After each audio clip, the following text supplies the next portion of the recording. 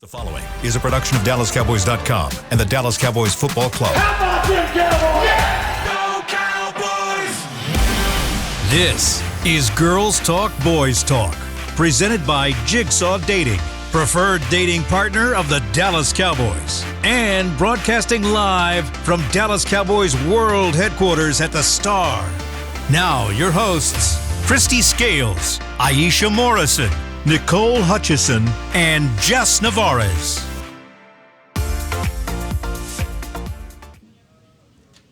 Hey, what's up, Cowboys Nation? Welcome into Girls Talk, Boys Talk, presented by Jigsaw, the preferred dating partner of the Dallas Cowboys. I'm Nicole Hutchison alongside Christy Scales out here in Oxnard, California. We've got Jess Navarez and Aisha Morrison in studio. I'm sorry, I'm kind of trying not to disturb the offensive defensive line. They're literally doing yoga right next to us, and we don't want to disturb their peace, No, you know. So for now, we're going to just keep it a little bit quiet for the guys. They can lock in. But first things first, ladies, we did not get a chance to talk about Sam Williams and how big of a loss this is for the Dallas Cowboys so early in training camp. But the Cowboys have signed two new guys so far, agreed to terms with two new guys. Al-Qadin Muhammad, who's a former Colts guy, defensive end, and then you've got Shaka Toney, who was with Washington, the Washington Commanders.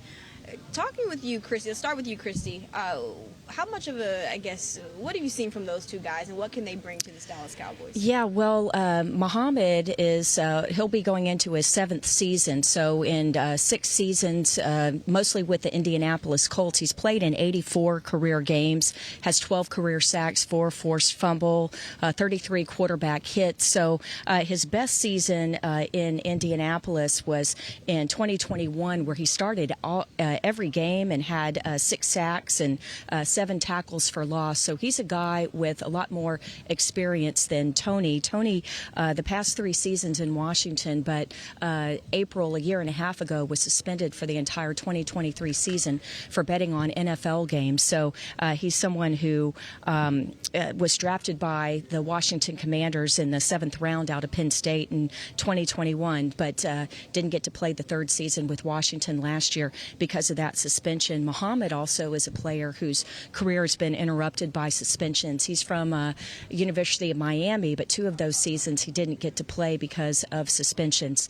So basically what they're trying to do is just add depth at defensive end and have more bodies in as part of the rotation. And Nicole, when you mentioned the loss of Sam Williams, Mike Zimmer was among the 3 coordinators that spoke to the media today, and Mike Zimmer was talking about the loss of Sam Williams and that they expected him to maybe get up to 70% of the defensive snaps last year, and that is a lot as part of a rotation. So it's a big loss. John Fossil, special teams coordinator. We remember how Sam Williams played gunner last year on punt team.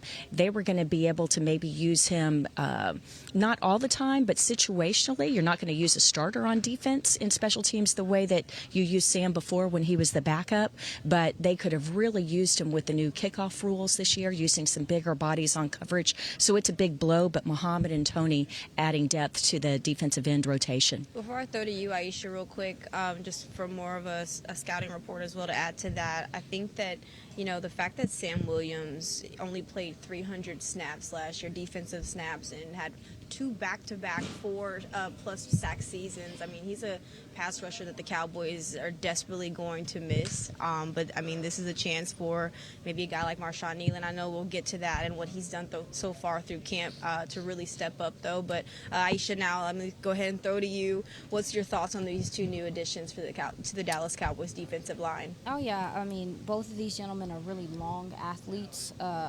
And I think there was a general consensus with both of them that, you know, both of them have some traits in where they can play the run pretty well, and they can also rush the passer.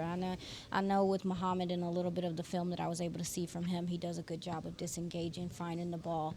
He has some pop, some explosiveness to his game. And when Christy, you mentioned that Shaka Toney was going through this, you know, suspension and some of the things. It sounds like that was a shock to Commanders fans. It sounds like it was a shock to the, you know, and the state that they were in. If you guys remember with the Commanders, they have been struggling finding those edges that they want to, solidify, and just kind of doing some digging. It sounds like a lot of the people around the organization were kind of disappointed. They were looking forward to Shaka coming in. He is a 7th round pick, but he showed some good traits, some of that burst, some of that explosiveness. So I think the Cowboys, both of these gentlemen are being brought in for some of their traits, because you're trying to make up for the loss of Sam Williams and how explosive he is as well. So they're going to get some run help there, some experience, more experience with Muhammad, as you talked about before. But, both of these gentlemen kind of have something to prove, too, as well, coming off these suspensions, trying to find their legs here, and we'll see how they fit into this system moving forward.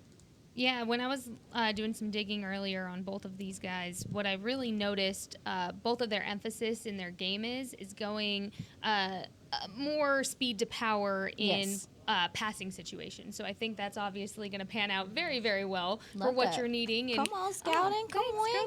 Oh, you can't see. You should just snap it from me right now.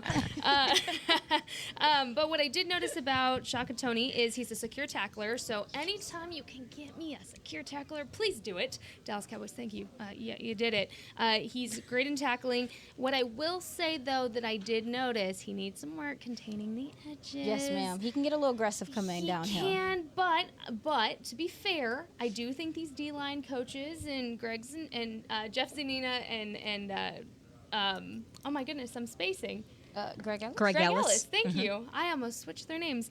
And Greg Ellis can really help contain that. But as far as Muhammad, what I did notice was speed to power, definitely his biggest thing. And then as far as something that caught my eye is he had forced fumbles as well. So he is a real ball hawk, and he will make sure to kind of cut down that ball when it is held. So pros to both of them. Obviously, some of them, or both of them, need work in some areas of their game. But overall, great depth guys. Great additions, especially in the loss of a guy like Sam, who big body, powerful, and overall just a guy that you expected a lot from this season. And Nicole, really quickly, I wanted to add, another thing. Go ahead. Yeah, another thing as well. Both of them kind of fit the mold of a Zimmer end. Well, Zimmer is not a guy that really loves those smaller framed edges, so them coming in, Shaka Toney, if I'm not mistaken, is 238, and Muhammad is about 250. So they kind of fit that mold of that bigger edge that still has some physicality to him and can play with power, but can do some things with speed as well. So I understand why they decided to go with these gentlemen. Some upside in both of them. I also, sorry, Nicole, I know we're trying to bounce back to you, but go ahead. I wanted to mention fine. what I noticed in watching practice back the past two padded practices is D-Law getting obviously a lot more work with Sam out, so I think having these guys come in is going to preserve him a little bit more too, because having a guy like D-Law who would normally be taking a little bit more veteran rest because it's D-Law, he doesn't have that stress on his body right now during camp, so to me that's also a plus of bringing these guys in right now. Yeah. Love to hear that. Well, also, with talking about Muhammad, just for a brief minute, I know Christy kind of hit on this, but that's another veteran guy that you're getting on this defensive line, right? Because you really have, D-Law right now. You have, Micah's not really necessarily, I'd say, a veteran, but he knows the system. He knows he's been here with the Cowboys. So, you're getting a guy, Muhammad, that's been in the league since 2017. So you're getting a guy who obviously knows a lot of different things and can help with these younger guys on that defensive line. But talking about those younger guys and switching gears, Christy, I'll start with you. What have you seen so far from Marshawn Nealon? Because he has absolutely stepped in and just kind of taken a really big step in just a week we've been here in Oxnard. Benefiting greatly just from getting reps with the first team after Sam went down. So not that there's any good news when you lose such a guy who's going to be would have been a valuable player this year like Sam Williams, but with it happening so early in camp, that's more for Nealon. Also, it's interesting, I mentioned John Fossil before talking about missing Sam Williams. He was looking at using Marshawn Nealon possibly on some kickoff coverage, a bigger body like that. But now that Sam Williams is gone and Marshawn Nealon's going to play a lot more defense, then John Fossil points out that it's really like losing two guys instead of just one, the domino effect of Sam Williams' injury. And if I can move to defensive tackle for just a moment, because you ask about young guys. Mike Zimmer brought this up during his press conference today, and trust me when I say that with Mike Zimmer, if you get a compliment from Zimmer, you have earned it. He is not a guy that tosses out verbal bouquets just to do it, but he was singing the praises of Mozzie Smith. And, talking about how diligent he is. And I just want to follow up just from my notes. He says, regardless of what I've heard coming in, he's doing the hard things, taking on the double teams. His hands are in the right place. He knows where he's supposed to be. And in regards to the run game, I've been impressed. So when Mike Zimmer says he's been impressed by somebody, I would say that Mozzie Smith has earned that. So for everyone who's down on Mozzie, I just want to let you know that the defensive coordinator has noted the progress that he's made through this first week of camp. Christy, to bounce off Aisha, of that. what's your thoughts on Marshawn Nealon? I know kind of switched gears a little bit, but what's your thoughts on Marshawn Nealon? Sorry. You're fine. I actually went back to my draft notes just to kind of look at some of the things I thought about him, and he's just so fast off the ball, and that's something that stands out to you.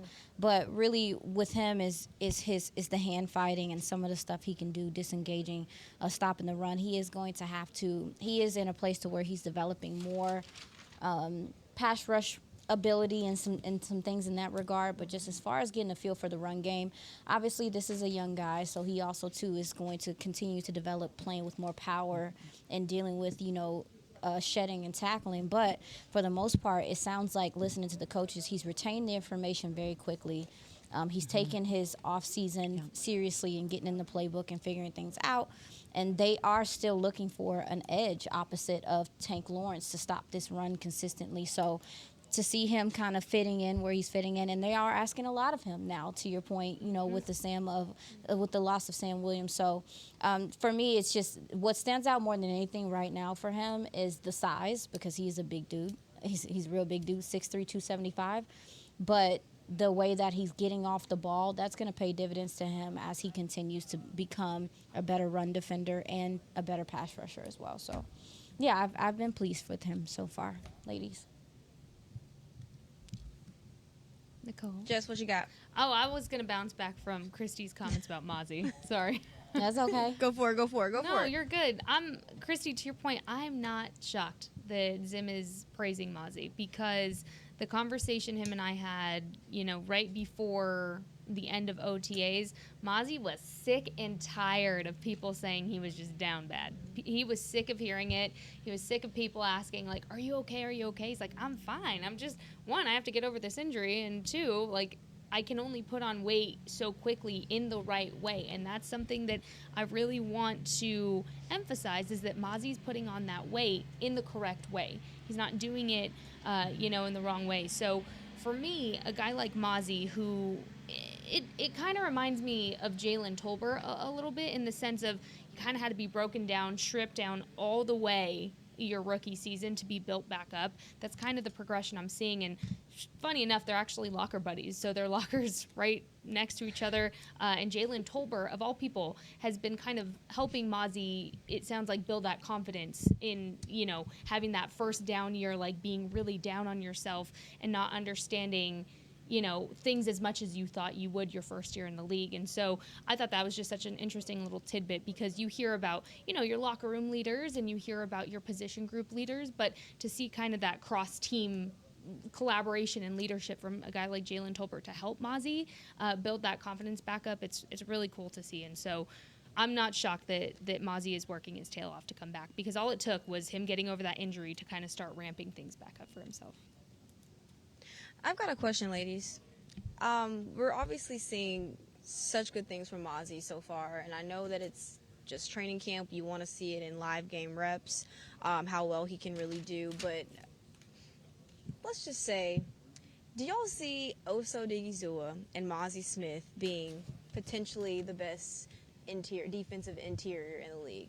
I I know it's a reach, but I just want to don't know. I think Jonathan Allen and Deron Payne may have something to, they've been, kind of setting a standard to the previous years. But I think that Oso Odighizuwa is the most underappreciated player on the defense. I would argue that. And to say that the two of them can be one of the tops in the league, I think Osa is going to have a breakout season. He was so good last year. He just hasn't gotten the national attention yet. But I think that's coming. Well, of course, it's dependent on the success of the team in the playoffs, of course, but nationally. But with Mozzie, he just has to prove it. And just what you said, I think, is spot on. And it has to do with maturity. It has to do with confidence. And I think that people don't appreciate how much of this game is mental in the NFL. And I just mean the mental part of learning the playbook and all that, but just self-confidence and, you go from being the big fish on campus, the big guy on campus, and then you're the small fish in the bigger pond, and you're learning new systems. You're being utilized a different way than you were in college. It's a lot to do, and it's a real mental grind. And so, that's why coaches talk about the big leap into year 2, and hopefully Mozzie's able to make that leap this year. Can I interject here with the Mozzie conversation? Yep. Okay, listen, so Christy mentioned the confidence and things like that, instilling confidence into the players.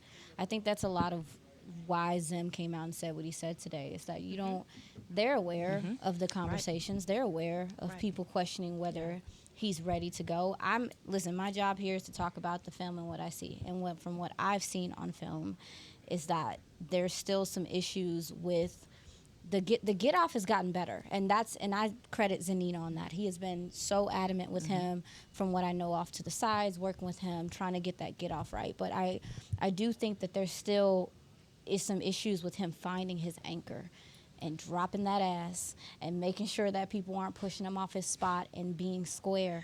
And also too, when they're doing some listen, draft talk is here. So But when, sometimes when they are double teaming him, he's getting pushed, he's getting flowed out of these plays. We need him to stay firm and to be able to disengage and go find the tackler. And you guys mentioned Oso Odighizuwa. One of the reasons why Oso Odighizuwa, to me, has not seen his full potential is the issues at D tackle, at one tech, which is the guy that lines up over the center.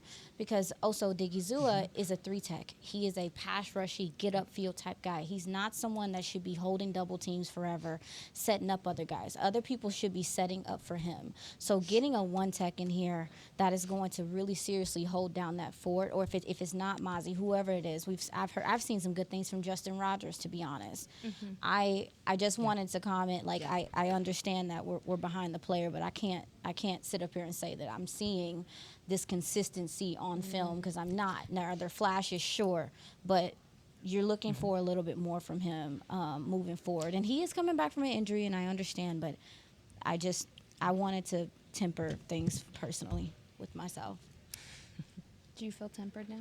I feel tempered. Oh, good. And rooting for him. Yeah, and the other thing is, you mentioned the pass, with Mozzie, and the one thing that Zim did say today is he's not a speed rusher up the middle. That's not his game. He needs to keep working on the power rush up the middle.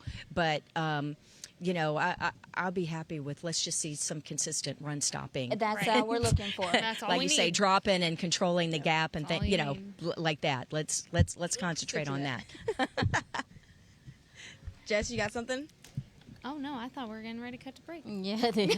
Oh, my bad. I'm sorry. Take your time. I just want to make sure I hit everybody before. No, you're good. All right, ladies. Well, we're going to take our first first break. Up next, we got a chance to hear from John Fossil today. Just giving us a little media class, I guess I can say, on special teams. That's up next here on Girls Talk, Boys Talk, presented by Jigsaw. It's the official men's skincare brand of the Dallas Cowboys, Jack Black. And right now, Cowboys fans can get 15% off their $75 order. Plus, because every deal needs a playmaker, your order will include a free 5-piece skincare set and free shipping. The Jack Black Playmaker is 4 of Jack's favorites and a full-sized intense therapy lip balm. Make a play for the Playmaker at getjackblack.com/Cowboys with the code CowboysVIP. That's getjackblack.com/Cowboys with the code CowboysVIP. We know that juicy, cheesy, grilled to perfection burger sounds amazing, but it does sound like something is missing. Pepsi, baby! The yin to this burger's yang. Burgers and Pepsi go together like burgers and Pepsi. This perfect blending of flavors makes every bite of lettuce, every sesame seed on the bun, and every sip of that crisp, refreshing, ice-cold cola a journey to Fruitopia. Burgers, better with Pepsi. That's what I like. At Jigsaw Dating, we obviously want the Cowboys to bring that 6th ring home. But to be honest, we're more focused on finding the person who will put a ring on your finger. That's why we created a dating app that reveals your face through meaningful conversation, so you can date deeper. Because it's personality that matters the most, not looks. Join Jigsaw Dating today, dating partner of the Dallas Cowboys.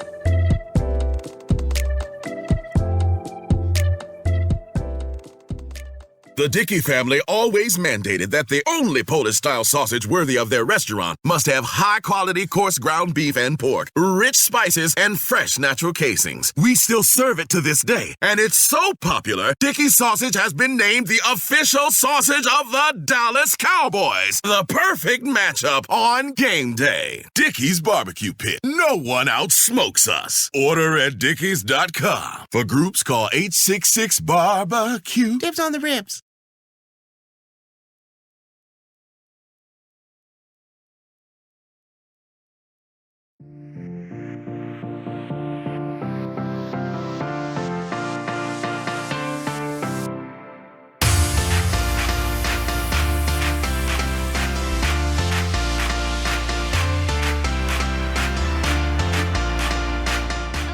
Game this 2024 season with the official training camp headwear collection. Find it at a pro shop near you or online at shop.dallascowboys.com. A Fanatics experience, and get ready for football season.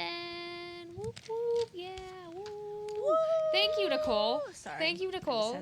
My Chrissy, bad. Aisha, I had to bring it. Where I feel is like your we're lacking that spirit? today. It came so fast, and then I just feel like I'm just thinking about the film.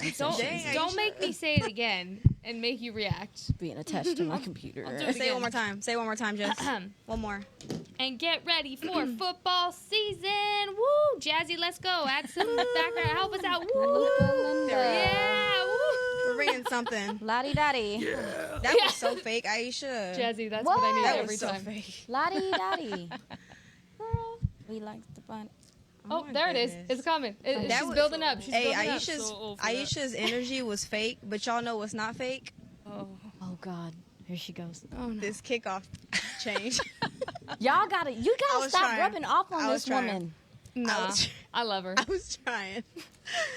It's but not no, fake. y'all. It is Today real. the media was blessed with Bones. Now you want to figure out the sound effects, Jazz? What happened Jesse, to that was last a little on late. Tuesday? That was a little late. What happened? The iPad was locked. My fault. I'm dead. But no, guys. Well, ladies, the media today here in Oxnard got a chance to hear from Coach Fossil today on just get a little breakdown of the new kickoff rule and kickoff changes and how it impacts the Cowboys. Christy, I'll start with you on just your biggest takeaways so far from that classroom that we got. It's the biggest fundamental change to the game in decades, really. Wow. They're trying to encourage more kickoff returns, and it's going to look completely different. And the fact that Coach Fossil, instead of doing his press conference from the podium, he was actually, the way it's set up here in Oxnard is the media is in a tent on a tennis court, literally covering a tennis court. And so they set up a TV monitor in there underneath the tent, which was great. We were out of the sun, in the shade. But literally a tutorial on the changes. And it's going to look so different. So the only thing that's going to remain the same on kickoff returns is the kicker is still going to be at the 35-yard line on his side of the field. Everybody else will be on the other side of the field. And so you're going to have 10 coverage men at the 40, and then the blockers are going to be there at the 35. So there's only 5 yards between the two. So once the ball is kicked off, you're going to have either one or two, most likely two returners deep. And the ball must land between the end zone. You can't go into the end zone. It's a touchback to the 30-yard line, between that and the 20-yard line. So between the goal line and the 20-yard line. And if it doesn't land within that area, then it's either going to be at the 30-yard line or the 40-yard line. So it's very punitive if you don't kick the ball to where the returners can return it. But what they're trying to do is limit the downfield collisions, running from your own 35-yard line and engaging blockers on that side of the field. Now there's only a 5-yard difference between the blockers and the guys coming down to make the tackle. So it's a lot more close combat, so to speak. And it's interesting because Coach Fossil says even after preseason games, you're not going to have much of a bead on what to expect in the regular season, because in preseason nobody wants to give away anything that's going to be done in the regular season. In the same breath, I say I can't wait to see the Hall of Fame game tonight, and I can't wait to watch as many preseason games as possible, because I just want to see what it's going to look like. But I'm very intrigued. Aisha, what do you think? Do you think this is a positive overall? Yeah, I mean, you've talked to us about the opportunity. You know, special teams gives guys opportunity too to show what they can do, and it gives them opportunity to get on the field. But Christy, if I'm not mistaken, you did tell us that something with the lineup is going to give some of these bigger guys some opportunity. I think that's why Sam was out there. Can you explain that to us a little bit? Because you mentioned that the way that they're lining up now, maybe you have the freedom to have a bigger physical guy out there on coverage as opposed to it being predominantly corners and linebackers. Am I tripping? Did you say that? No, absolutely right. So you have the kicker at the 35-yard line, and so in the past, all of the 10 coverage guys would be on that same 35-yard line. Now they're on the other 40-yard line. So instead of having to run that far, they're already down there. So the speed is not as big of an issue. And so you can have some bigger bodies. Sam Williams was an anomaly, right? To have a big defensive end and a powerful guy like that could run like that now he was punt coverage, but you have to worry less about that, but it could change things on the back end. Do you need to go with bigger guys as blockers? If you go with shorter guys, smaller guys, one of the things that Coach Fossil was talking about today is if it's a smaller guy going against a bigger man, then you would want to be right up at the 35-yard line and engage him at the 35 and not take a few steps back and give that guy a 3 or 4 or 5 yard head start. You want to get up right on him, right? Because if he gets a head start, he might truck you.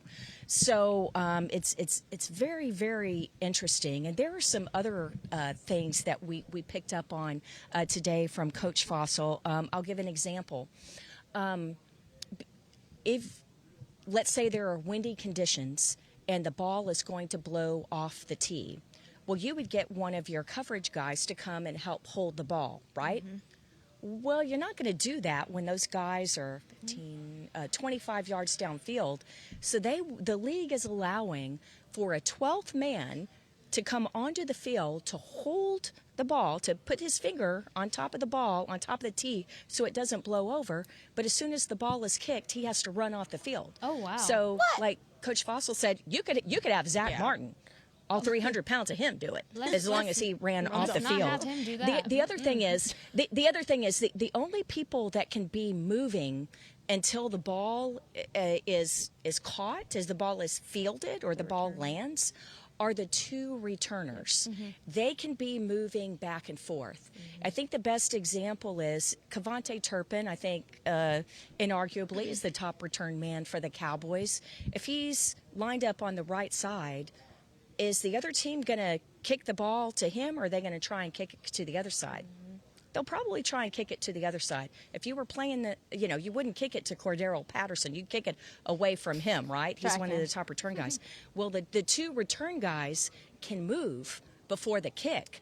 So they can switch sides. They can flip-flop if they want. I like that. So there are a lot of really small details in this new kickoff rule that everyone's, you try and figure it out before it happens, but once things happen, there are always unintended consequences. So it's going to be interesting to see as things go along what changes. It would be little nuances, not huge things that they change, but little unintended consequences that have to be addressed as the season goes along. And I think it's also going to be very interesting with Brandon Aubrey and Brian Anger, just as far as having to kick the ball in that landing zone. And kind of, Coach Fossil was just talking about how, the hang time will be critical with their kicks. So I think that's something that'll also be interesting as well. But, Christy, I've also got to ask you about the way that Coach Fossil was kind of breaking it down was that, like, if you want 2 returners, so obviously 11 people on the field, 2 returners or 1 returner, or have an extra blocker as using a 10-man front or a 9-man front, which would you feel, I guess, the Cowboys could benefit more from, either the 9-man front or the 10-man front as far in terms of blockers? I think teams are going to go with a 9-man front out of necessity, just because a single return man in the middle of the field, kickoffs are not going to be like, they're going to be kind of some more line drive and a little, it's going to be more directional. And so instead of like high pop-ups where you can get over to a side of the field and field it, I think that's going to be more difficult than in the past. So I think by necessity, you're probably going to end up with 2 returners just by default. And one other thing on the returns, before with the league rule changes, they were trying to make the game safer. So one of the things over the last several years, that if a ball were in the air and if the ball touched down in the end zone, the ball was dead and it was a touchback and it went to the 25-yard line, right? So Kavontae Turpin's in the middle of the field and the ball's over to one side. It hits the ground in the end zone. Ball is dead. Touchback to the 25-yard line. Now, if the ball touches in the end zone, you've got to field it, or if it in the landing zone, you got to field it, or it's a live ball, right? So you got to get on it. So there's some small things like that are going to be really, really, really interesting. That's and when I say in the landing zone, the kickoff that would be like the 20 and the goal line. Right. If the ball doesn't make it to the 20-yard line, the ball is going to be spotted at the 40. The offense is going to get the ball at their own 40-yard line instead of the 30. So it's really up so to... it's base. It's base. So it's the same thing as if there were an illegal kickoff, which in the past would be if you kicked the ball and it went out of bounds before it got to the end zone, it would be, a penalty and the ball would go at the 40.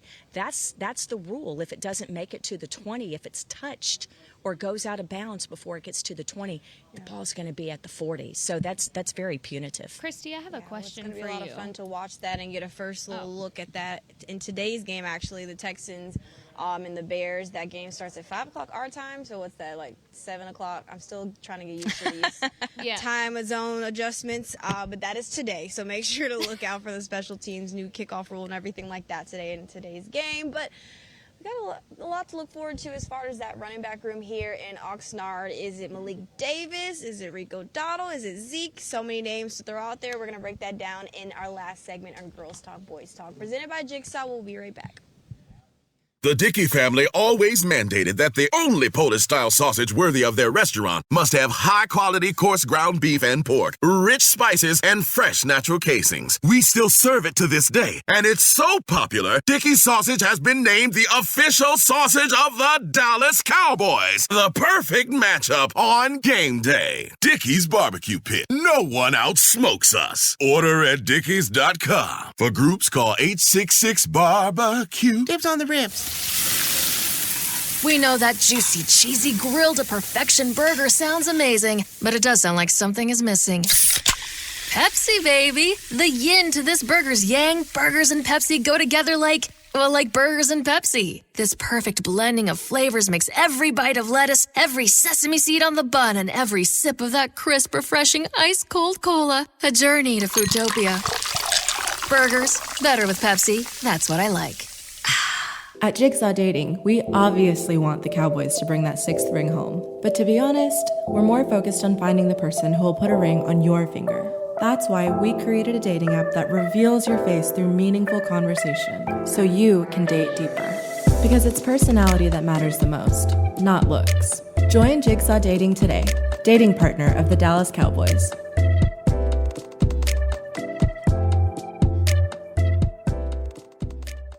It's the official men's skincare brand of the Dallas Cowboys, Jack Black. And right now, Cowboys fans can get 15% off their $75 order. Plus, because every deal needs a playmaker, your order will include a free 5-piece skincare set and free shipping. The Jack Black Playmaker is 4 of Jack's favorites and a full-sized intense therapy lip balm. Make a play for the Playmaker at getjackblack.com/Cowboys with the code CowboysVIP. That's getjackblack.com/Cowboys with the code CowboysVIP.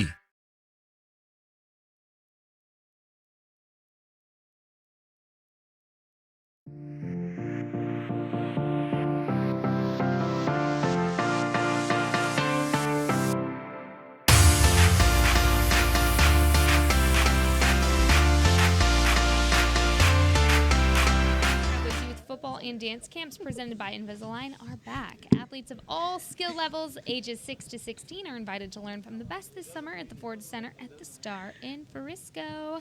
Campers have a chance to learn technical skills and lessons on teamwork from former NFL players and the Dallas Cowboys cheerleaders. 2 or 3 day camps are available now. Visit dallascowboys.com/camps to learn more and register today. I got a good one for this one, y'all. Teamwork. Teamwork will make the dream work here for the Cowboys running back room, because we are running back by committee this year. I'm walking out. See what I did there? See what you did. Girl, we're going to work on it. I was trying, y'all. I was trying. I'm sorry. I'm sorry. But no, ladies, this running back room obviously has been the talk. You mean you're going to run it back heading into training camp. We're running. Nope. It's all right. E for effort for both of us. I know. But no, the running back room has obviously been the talk of the off season and heading into training camp. Who will take a bulk of the reps? Who will? I mean, is it a running back by committee approach? So many questions. But in terms of Malik Davis is a guy who has really started to become the talk of training camp, just with the way that he's become a little bit more explosive this year, or in the past couple of weeks. Christy, I'll start with you. I'm sorry, Aisha, I'll start with you this time. My bad. Let me switch it up. What have you seen from him as far as the practice film? I know he's been taking a bulk of some of the first team reps, but he's really been running with the twos, getting a good mix there. But what have you liked so far from Malik Davis? I mean, well, first it starts with this offensive line. Listen, the Tyler Smith and Zach Martin combo and the way that they're and Brad Hoffman getting in there, they're doing some pulling, they're doing some pinning, and Malik has the ability to see it and go. You know, some guys have a little bit of hesitancy, but he has the ability to see it, put his foot in the ground, and drive.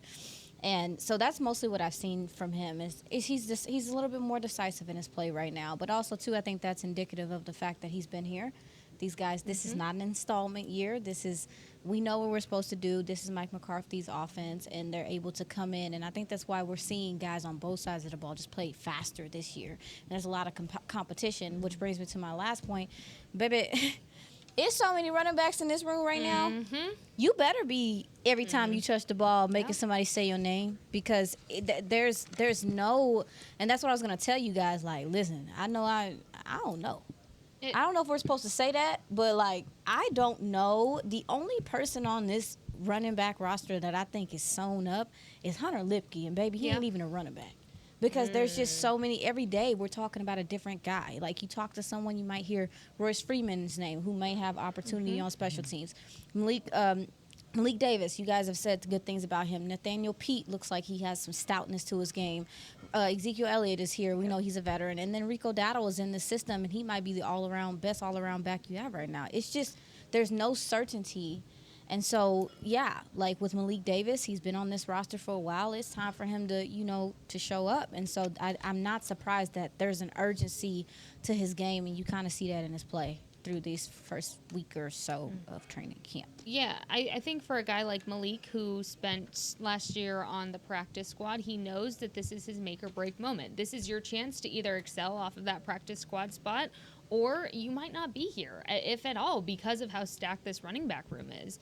One thing I will say about Malik specifically is that Mike McCarthy really praises Malik. And you heard that multiple times last year when he was elevated from the practice squad. Even you go back to last training camp, he was talking about Malik Davis and how difficult of a decision it was to decide. Keep in mind, we were going back and forth between Malik Davis and Rico Dowdle last year.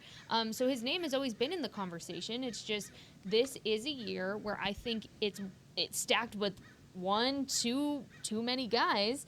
And if you're Malik Davis, you know it's either now or you're risking getting cut at this point, because it's just not only is a running back room stacked, you have to look at kind of the picture as a whole. And Kyle Youmans and I were talking about this yesterday, in fact, is, okay, so you can take 2 or 3 running backs. That's going to affect how many tight ends you can take, vice versa. How many wide receivers do you want to take? Are you going to count Hunter Lipke as more of like a blocking guy, which would then in fourth take away from a tight end spot? Like the math is not mathing just yet, and it can't, right? You've only seen 2 padded practices.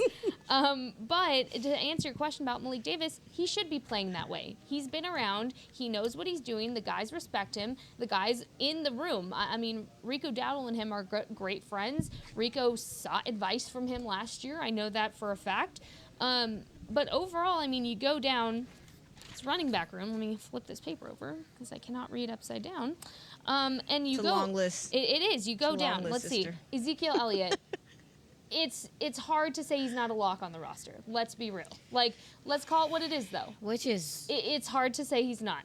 Rico Dowdle, I think, went into this camp being essentially your running back 1, right? So he has to earn that, though. He has to prove that that's what he is.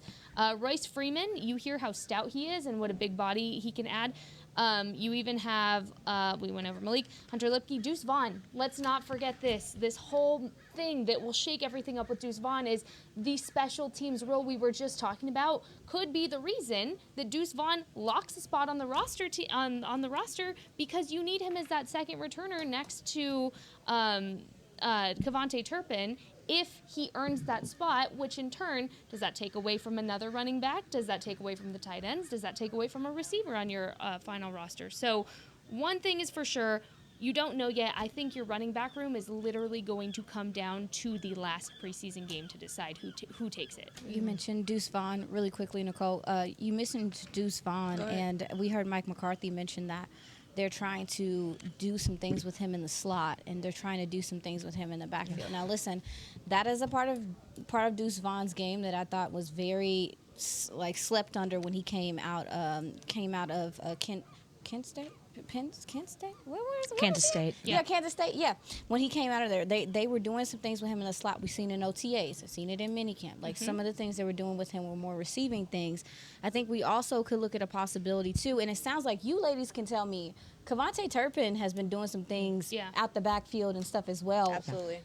This team also might look at this, I don't know, pack of Skittles of running backs right now, because there's so many different flavors and colors.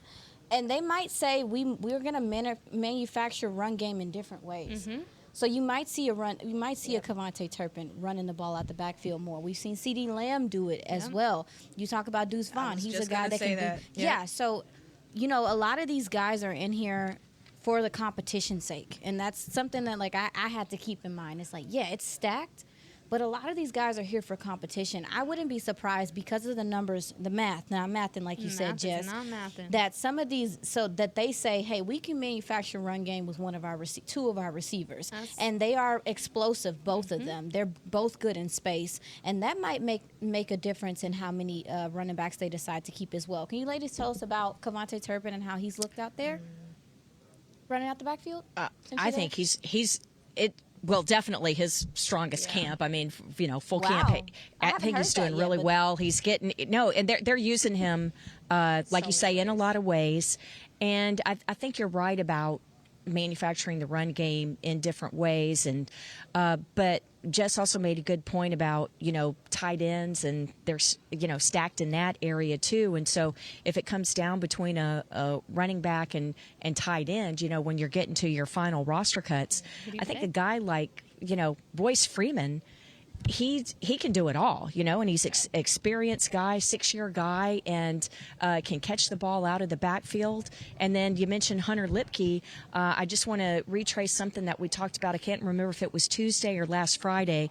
Aisha, we were talking about seeing more 21, right? Two backs. And I followed up with someone who would know very well who's in that room. And I said, well, I'm thinking this. What are you thinking? Like Hunter Lipke, maybe more, lead blocking and things like that, or that we see more 21. And it's like, yeah, but, we still see Lipke, as a running back, I mean, can he do the other things? Yes. Can he catch the ball out of the backfield? But we see him primarily as a runner. Now, at the same time I say that, we have seen some 21 over the last few practices maybe too. Rubbing So like a crystal ball somewhere to like look very ahead in the future. You know what I mean? Like maybe that's not a right now thing, Probably so. Discernment. but like a December playoff time thing. Come on. Maybe she's manifesting it.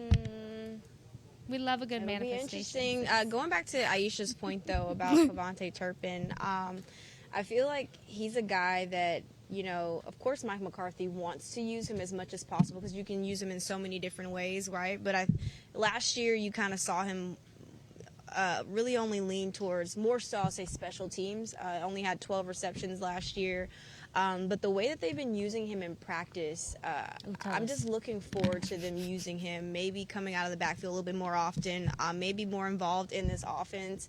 And I think that'll be kind of fun to watch. But in terms of this running back room, I think a guy that I really am interested in seeing is Rico Dowdle. I mean, he's obviously had a great start to camp so far, but I think that he even mentioned to me that last week that the snaps will kind of be distributed pretty evenly, right? And you're seeing that with Zeke, you're seeing that with Rico, you're seeing that with Malik Davis now taking some first team reps and some second team reps as well. But I think, like you said, Aisha, it's gonna come down to the last day of camp. I don't know. It's gonna come down to the wire with this room for sure. I think it could come down to preseason. That's a good problem to have because there have been some lean years. Yeah, the final minute, I really see this running back room and the tight end room being the two rooms, especially on the offense, obviously, that are literally chosen at the last second possible because they are your hardest decisions you have to make with the options you can have, the special packages you can have with every single one of these guys. I mean, it's not a bad problem to have, but definitely would not like to be the person that has to math that math. They ain't about to stress me out. Yeah, and with the special packages and Turpin, Brian Schottenheimer, the Cowboys offensive coordinator, did speak today, and his closing statement, the final question was about Turpin, and he said he's having a hell of a camp. Good spotting, get excited about that. of that by you guys on that. So, yeah, he's thumbs up from the offensive coordinator on Turpin. Well, Turpin is having a hell of a camp, and we're having a hell of a show this camp. Let's go. Sorry, that deserves a ding, Jazzy. No, that deserves a ding. But no, ladies, it was good talking to y'all again today. Were those fireworks? What was that? Like a no, ladies, crowd. it was good chatting with y'all again today. I know we'll be back next week, so make sure to fans. Come and tap in with us next week for Girls Talk, Boys Talk, presented by Jigsaw. We will see y'all then. This has been a production of DallasCowboys.com and the Dallas Cowboys Football Club. How about this, Cowboys?